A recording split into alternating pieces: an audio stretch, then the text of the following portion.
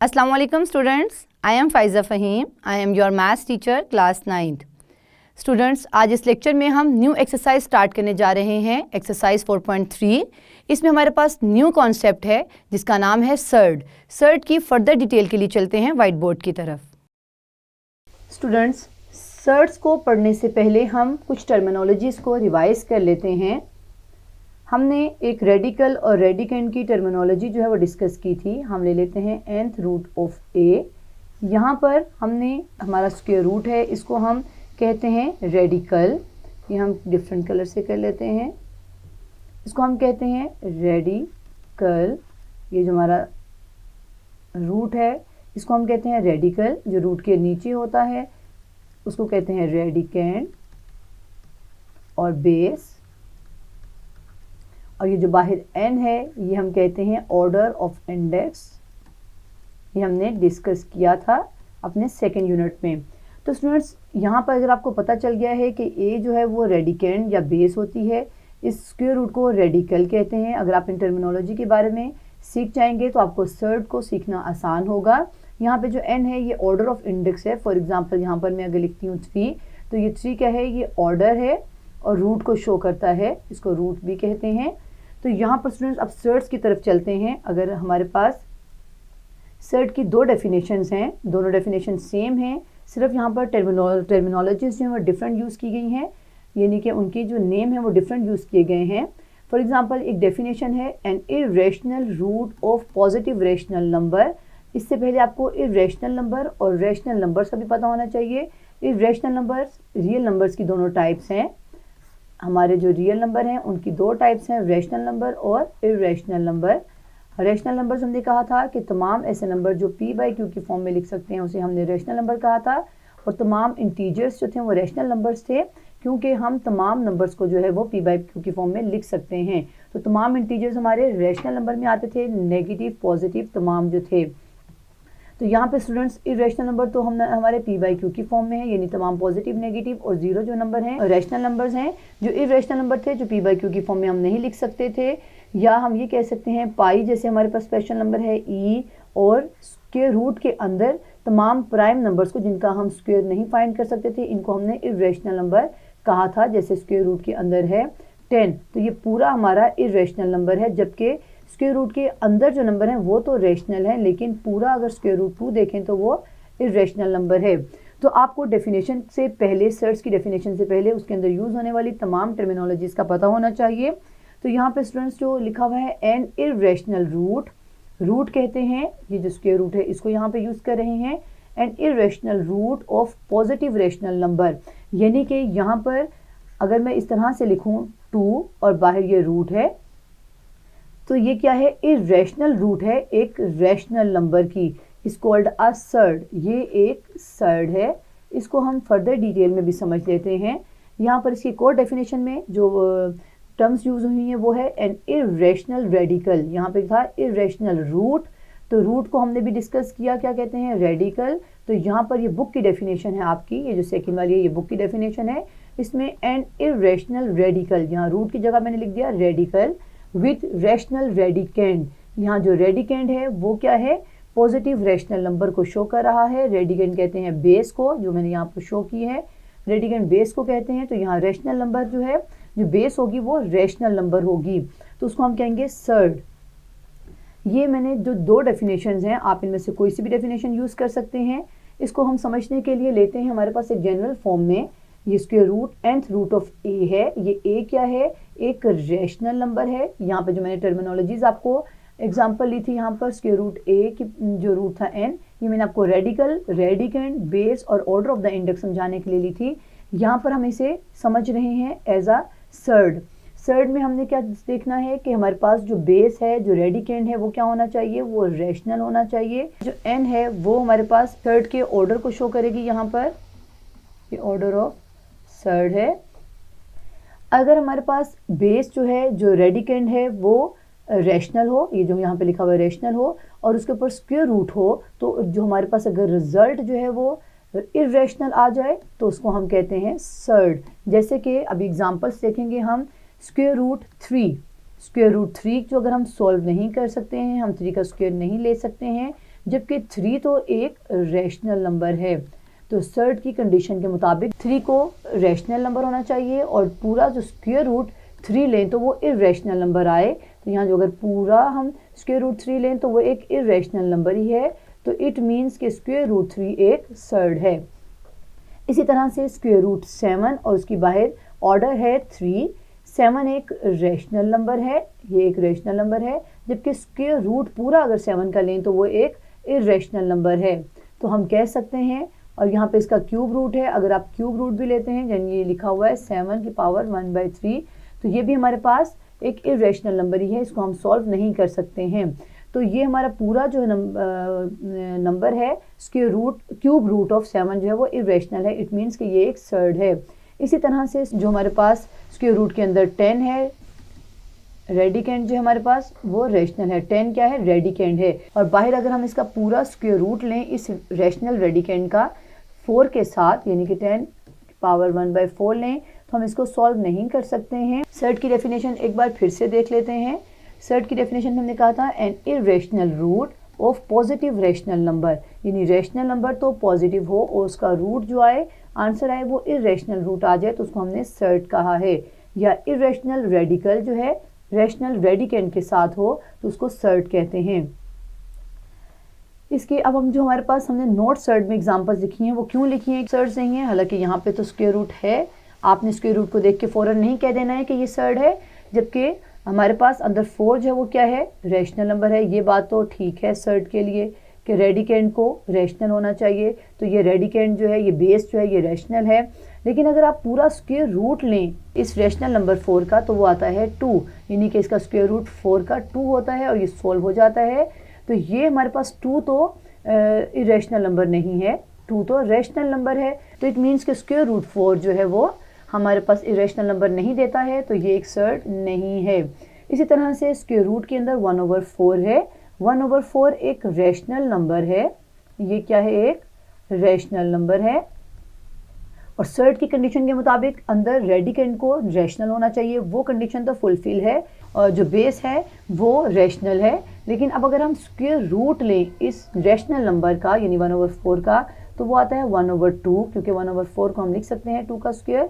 तो यहाँ पर हमारे पास 1/2 जो है इसका स्क्वायर रूट लें तो 1/2 आ जाता है, और 1/2 जो है वो एक रैशनल नंबर है। जबकि सर्ड की कंडीशन में हमने कहा था कि अंदर रैशनल नंबर हो और उसका जो पूरा स्क्वायर रूट लें तो वो इरेशनल नंबर आना चाहिए। तो वो इरेशनल नंबर नहीं आया है, वो रैशनल आ गया है, तो इट मीन्स कि ये भी सर्ड नहीं है। इसी तरह से स्क्वायर रूट के अंदर है पाई, तो पाई तो पहली कंडीशन ही को फुलफिल नहीं कर रहा क्योंकि पाई एक इरेशनल नंबर है, जबकि सर्ड के लिए स्क्वायर रूट के अंदर यहाँ पर रैशनल नंबर का होना ज़रूरी था। तो ये एक इरेशनल नंबर है, इसकी वजह से ये एक सर्ड नहीं है। इसी तरह से जो फोर्थ एग्जांपल लिखी जिसमें स्क्वायर रूट के अंदर 2 + स्क्वायर रूट 17 है, तो ये भी एक रैशनल नंबर नहीं है, नॉट रैशनल, तो रैशनल नंबर ही नहीं है। तो इट मीन्स के जो सर्ड की कंडीशन थी जिसमें यहाँ पर रेडिकेंड का रैशनल होना ज़रूरी था वो नहीं है, तो यहाँ पर ये भी सर्ड नहीं है। अब स्टूडेंट्स एक नोट है हमारे पास, नोट में वो कहता है every surd an irrational number, यानी कि यहाँ पर जितने भी मैंने सर्ड्स लिखे हैं ये तमाम इरेशनल नंबर हैं। But every irrational number is not a surd, लेकिन हर इरेशनल नंबर को हम सर्ड नहीं कहेंगे। वो क्यों नहीं कहेंगे? जैसे आप इस एग्जांपल में देखें तो ये एक इरेशनल नंबर है, ये क्या है? एक इरेशनल नंबर है, लेकिन ये सर्ड नहीं है। पाई जो है वो इरेशनल नंबर है, तो हम कह सकते हैं कि हर सर्ड को हम इरेशनल नंबर कहेंगे, यानी कि सर्ड का दूसरा नाम ले सकते हैं इरेशनल नंबर। सर्ड को दूसरा नाम दे सकते हैं इरेशनल नंबर, लेकिन इरेशनल नंबर को हम दूसरा नाम सर्ड नहीं दे सकते हैं। कंक्लूजन में हम ये कह सकते हैं when we can't simplify a number to remove a square root, cube root या कोई और भी रूट जो हो, 5 रूट हो सकता है, 4 रूट हो सकता है इसमें एटसेट्रा में, तो then it is called a surd. ये हम करते हैं सॉल्व एक्सरसाइज 4.3। स्टूडेंट्स 4.3 स्टार्ट करते हैं। एक्सरसाइज 4.3 का क्वेश्चन नंबर 1 हमारे पास है express each of the following surd in the simplest form, यानी कि सिंपलेस्ट फॉर्म में हमने सर्ड को लेकर जाना है। तो यहाँ पे लिखेंगे पार्ट 1 स्क्वायर रूट के अंदर है 180। यहाँ पे भी स्टूडेंट्स आप साथ साथ देख लें कि ये सर्ड क्यों कहा है इसे उसने, क्योंकि ये जो 180 है अंदर ये एक रेशनल नंबर है और इस रेशनल नंबर का जो स्क्वायर रूट लेंगे हम पूरा, तो ये स्क्वायर रूट हम इसको रिमूव नहीं कर सकते स्क्वायर को इस 180 के ऊपर से, तो इसका पूरा जो रिजल्ट आएगा वो एक इर्रेशनल नंबर होगा, इसलिए इसको हमने कहा है सर्ड। तो इसको हम सिंप्लीफाई करना सीख लेते हैं। पहले सिंप्लीफिकेशन में जो सोल्यूशन है उसका फर्स्ट स्टेप है कि आपने 180 के फैक्टर्स बनाने हैं। तो 2 9 द 18 0, 2 4 द 8, 2 5 द 10, यहाँ कैरी 1 हो गया। अब ये 3 पे डिवाइड कर लेते हैं। 3 1 द 3, 3 5 द 15, 3 5 द 15 और 5 1 द 5। यहाँ पर हमारे पास जो फैक्टर्स बने हैं वो हैं 2 का स्क्वायर, यहाँ 2 2 थे तो मैंने 2 स्क्वायर लिख दिया, फिर 3 भी 2 है, मल्टीप्लाई में 3 का स्क्वायर मल्टीप्लाई बाय 1 5 है। स्टूडेंट्स मैंने 180 को यहाँ पर ब्रेक करके लिख दिया है 2 स्क्वायर 3 स्क्वायर एंड 5, और ऊपर हमारे पास अभी स्क्वायर रूट है तो उसको एज इट इज़ रहने देंगे। हम इंसर्ट्स को सिंप्लीफाई करना सीख रहे हैं। यहाँ पर अब हम क्या करेंगे, इन तीनों के ऊपर रेडिकल की प्रॉपर्टीज़ के मुताबिक, जो हमने रेडिकल की प्रॉपर्टीज़ डिस्कस की थी चैप्टर 2 में, उसके मुताबिक अगर हम जो स्क्वायर रूट है उसको सेपरेट कर सकते हैं इस तरह से। ना भी क्रॉस लगाएं तो ये मल्टीप्लाई को ही शो कर रहा है। ये स्टूडेंट्स मैंने क्या किया है, इस स्क्वायर रूट को इस 2 के ऊपर 3 के ऊपर और 5 के ऊपर सेपरेट करके लिखा है, लेकिन दरमियान में मल्टीप्लाई ही है, क्योंकि हमारी जो प्रॉपर्टी है वो मैं यहाँ लिख देती हूँ। उस प्रॉपर्टी के मुताबिक मैंने ये किया है। ये प्रॉपर्टी रेडिकल की प्रॉपर्टी है, जिसमें अगर रेडिकल साइन के अंदर 2 नंबर जो मल्टीप्लाई हो रहे हों, बाहर उनकी कोई रूट हो, तो हम उस रूट को दोनों के ऊपर सेपरेट कर देते हैं इस तरह से। तो यहाँ पर भी मैंने इनके जो रूट थी वो क्या थी, 2 थी। अगर ना कोई रूट हो तो वो 2 होती है, यानी 1/2 को शो करती है। तो ये मैंने तीनों के ऊपर सेपरेट कर दी है। अब यहाँ पर हम इसे सॉल्व कर लेते हैं। जो 2 है वो अपने स्क्वायर रूट से कैंसिल आउट हो गया, 3 का भी जो स्क्वायर है वो स्क्वायर रूट से कैंसिल आउट हो गया, तो बाकी बच गया 2 मल्टीप्लाई बाय 3 मल्टीप्लाई बाय, यहाँ पर स्क्वायर रूट 5 को हम खत्म नहीं कर सकते इसका जो स्क्वायर रूट है, तो इसको ऐसे ही रहने देंगे। 3 2 द 6 और स्क्वायर रूट 5, यानी कि स्टूडेंट्स यहाँ पर अगर आप देखें तो हमने यहाँ पे जो हमने कंक्लूजन लिखा था, when we can't simplify a number to remove a square root और क्यूब रूट और 4th रूट और 5th root, then it is called a surd. तो ये एक सर्ड है। तो स्टूडेंट्स अब हम सेकंड पार्ट करते हैं। सेकंड पार्ट में हमारे पास है स्क्वायर रूट 162 और साथ में 3 मल्टीप्लाई है। स्टूडेंट्स ये मल्टीप्लाई हो रहा है 3, ये रूट में नहीं है, यानी कि 3 इंटू स्क्वायर रूट 162 लिखा हुआ है। 62 के पहले फैक्टर्स बना लेते हैं। 162, 2 8 द 16, 2 1 द 2, 3 2 द 6, यहाँ पे carry 2, 3 7 the 21, 3 9 the 27, 3 3 the 9 and 3 1 the 3। यहाँ पे हम इसके 162 को फैक्टर्स की फॉर्म में लिख लेते हैं अंदर। तो ये क्या है, 2 इंटू 3 का कितने हैं, ये 3 4 हैं, और बाहर हमारे पास 3 मल्टीप्लाई हो रहा है, इसलिए मैंने बिग लिखा है, ये रूट नहीं है। और अंदर हम इसको जो है रेडिकल साइन को दोनों पे सेपरेट कर देते हैं, तो 2 और यहाँ पर 3 की पावर 4। अब स्टूडेंट्स इसको हमने यहाँ पर रेडिकल साइन को ख़त्म कर सकते हैं। वो किस तरह से कर सकते हैं, अगर मैं यहाँ पे लिखूँ 3 का स्क्वायर और इस तरह से, ये 4 को मैंने लिख दिया 3 स्क्वायर और स्क्वायर बाहर, ताकि ये स्क्वायर मेरा स्क्वायर रूट से कैंसिल आउट हो जाए और ये 3 स्क्वायर जो है वो आज़ाद हो जाए इस रेडिकल साइन से। तो यहाँ पर क्या हुआ, अब हमारे पास ये रेडिकल साइन तो ख़त्म हो गया, लेकिन अंदर क्या बचता है, 3 स्क्वायर। तो हम लिख सकते हैं इस तरह से, ये सब मल्टीप्लाई हो रहे हैं 3 स्क्वायर। तो ये 3 स्क्वायर जो है वो 9 होता है, 3 3 the 9 multiply by square root 2 और ये 3। अब हम मल्टीप्लाई कर लेते हैं जो रेडिकल साइन के बगैर वाले नंबर हैं उनको, क्योंकि हम इसको मल्टीप्लाई नहीं कर सकते हैं क्योंकि इसके ऊपर है स्क्वायर रूट। तो 9 3 द 27 और हमारे पास स्क्वायर रूट 2। ये है हमारे पास सर्ड की सिंपलेस्ट फॉर्म, ये है सिंपल सर्ड या सिंपलेस्ट भी कह सकते हैं। अब हम इसका थर्ड पार्ट करते हैं क्वेश्चन नंबर 1 का। थर्ड पार्ट में हमारे पास है 3/4 और साथ में एक क्यूब रूट है, यानी कि 3 है ऊपर, 1 2 8। तो स्टूडेंट्स यहाँ पर हम इसका सोल्यूशन करते हुए क्या करेंगे, सबसे पहले 128 के फैक्टर्स बनाएंगे। तो 128 के factors 2 6 the 12, 2 4 the 8, 2 3 the 6, 2 2 the 4, 2 1 the 2, 2 6 the 12, 2 8 the 16, 2 4 the 8, 2 2 the 4 and 2 1 the 2।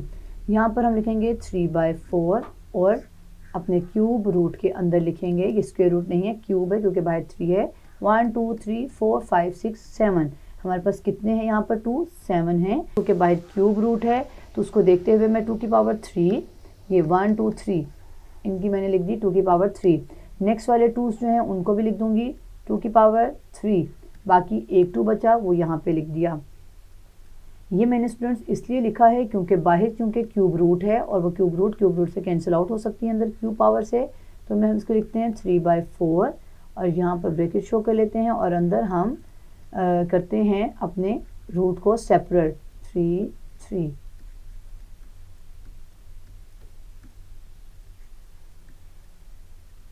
Students ये मैंने जो यहाँ पर सेपरेट किया है ये रेडिकल की प्रॉपर्टी को यूज़ करते हुए किया है, जिसमें हम इस तरह से सेपरेट जो है वो पावर को कर सकते हैं। तो यहाँ पर उसके बाद एक और प्रॉपर्टी यूज़ होगी रेडिकल की, जिसके मुताबिक अगर बाहर रूट भी n हो और अंदर पावर भी n हो तो हम उससे सिंपल लिख सकते हैं। ये इस तरह से हुआ है कि ये जो हमारे पास n है इसको जब हम ख़त्म करते हैं एक्सपोनेंट फॉर्म में लिखते हैं तो 1/n लिखते हैं और n से कैंसिल आउट हो गया, a आ गया। तो ये इस तरह से a आता है, लेकिन हम डायरेक्ट भी लिख सकते हैं प्रॉपर्टी को यूज़ करते हुए। तो यहाँ मैं प्रॉपर्टी को यूज़ करते हुए लिख सकती हूँ, ये हमारे पास बच गया 2 क्योंकि 3 और बाहर पावर भी सेम है और रूट भी सेम है तो 2 आ गया। इसी तरह से यहाँ पर 2 आ गया, ये इस प्रॉपर्टी को यूज़ कर रहे हैं। यहाँ पे हम इसको ख़त्म नहीं कर सकते इसके क्यूब रूट को क्योंकि अंदर पावर नहीं है, तो ये आ गया 2 और बाहर 3। अब हम इसको फर्दर सॉल्व कर लेते हैं स्टूडेंट्स। तो 3/4 और अंदर है 2 to the 4 क्यूब रूट 3 2। तो अब ये 4 से कैंसिल आउट हो गया तो हमारे पास बचा 3 क्यूब रूट ऑफ 2। तो ये हमारा है आंसर। अब हम इसका फोर्थ पार्ट करते हैं। क्वेश्चन नंबर 1 का फोर्थ पार्ट है हमारे पास एक 5 रूट वाला क्वेश्चन है जिसमें 96 x 6 y की पावर 7 है और z की पावर 8 है। सो सबसे पहले 96 के फैक्टर्स बना लेते हैं। 96 के फैक्टर्स इस तरह से बनेंगे 2 4 the 8, 2 8 the 16, 2 to the 4, 2 4 the 8, 2 1 the 2, 2 to the 4, 2 6 the 12, 2 3 the 6 and 3 1 the 3। तो यहाँ पर मैं लिख सकती हूँ, जो रूट है उसको ज़रूर देखना होता है क्योंकि जो हमारे फैक्टर्स बनते हैं हम उसके मुताबिक जो है यहाँ पर लिखते हैं। यहाँ पे बाहर है 5, तो देखें अगर 2 हमारे पास 5 हैं कि नहीं, 1 2 3 4 5, ये तो बहुत अच्छा हुआ। 2 हमारे पास 5 आ गए हैं, ये कैंसिल आउट हो जाएंगे बाहर वाले रूट के साथ। और अंदर जो x 6 लिखा है इसको मैं लिख सकती हूँ x5.x1। ये मैंने 6 को ब्रेक करके लिख दिया 5 और 1। ये एक्सपोनेंट की प्रॉपर्टी को यूज़ किया है जिसमें हमारे पास अगर बेसिस सेम हो तो हम उनकी पावर्स को ऐड कर सकते हैं। तो यहाँ है 5 + 1 और x की पावर 6। ये जो मैं एक्सपोनेंट लो यूज़ किया है वो मैं एक्सपोनेंट की जनरल फॉर्म भी लिख देती हूँ इस तरह से। तो यहाँ पर मैंने इसी एक्सपोनेंट की प्रॉपर्टी को यूज़ किया है और y7 को भी मैं लिखने लगी हूँ 5 और 2 की फॉर्म में, क्योंकि 5 + 2 7 होता है। 7 को ब्रेक करके 5 और 2 लिखा है। और z को जो हमारे पास z है उसको भी हम लिख सकते हैं 5 और यहाँ पे 3। तो स्टूडेंट्स अब हम करते हैं क्वेश्चन को सॉल्व फर्दर। ये हमने जो 5 5 की फॉर्म में बनाए हैं ये इस रूट को देखते हुए बनाए हैं क्योंकि रूट को हम सेपरेट कर सकते हैं।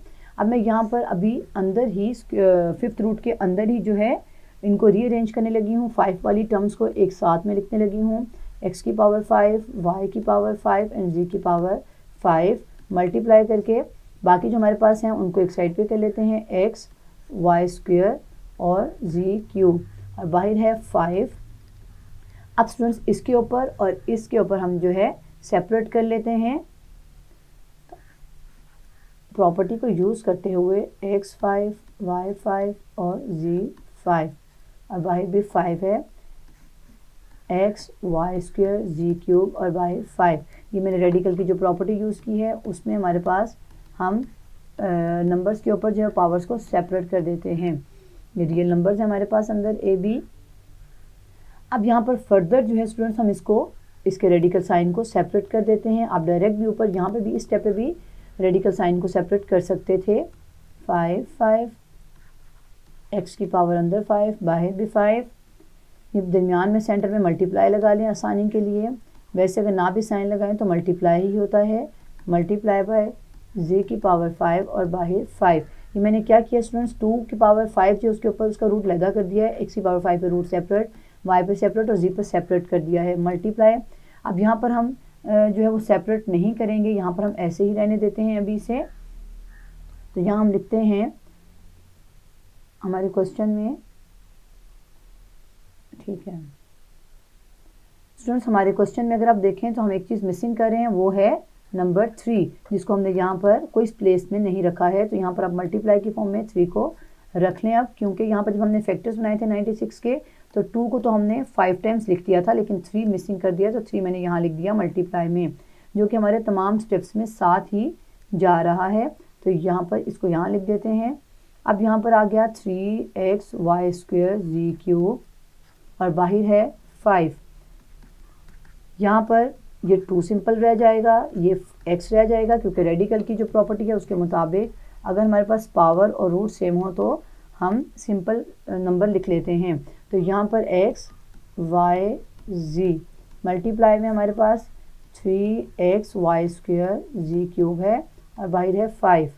तो स्टूडेंट्स इनको मल्टीप्लाई ख़त्म करके फॉर्म में बीच में हम इसको इस वाली मल्टीप्लाई की फॉर्म में लिख लेते हैं, 2xyz। मल्टीप्लाई साइन लगाएं या ना लगाएं, अभी भी ये मल्टीप्लाई हो रहे हैं। तो ये है 3xy² z³ और बाहर है छोटा सा 5, ये 5 रूट है।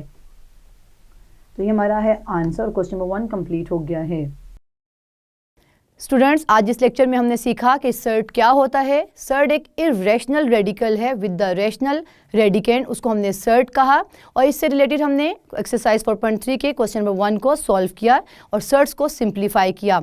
नेक्स्ट लेक्चर में हम एक्सरसाइज 4.3 को कंटिन्यू करेंगे। See you again in next lecture.